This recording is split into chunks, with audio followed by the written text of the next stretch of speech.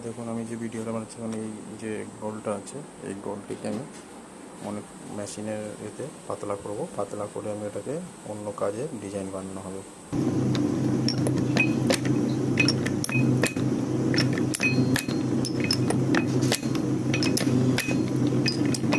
দেখছি বন্ধুরা এই পরিমাণে পাতলা করা হচ্ছে।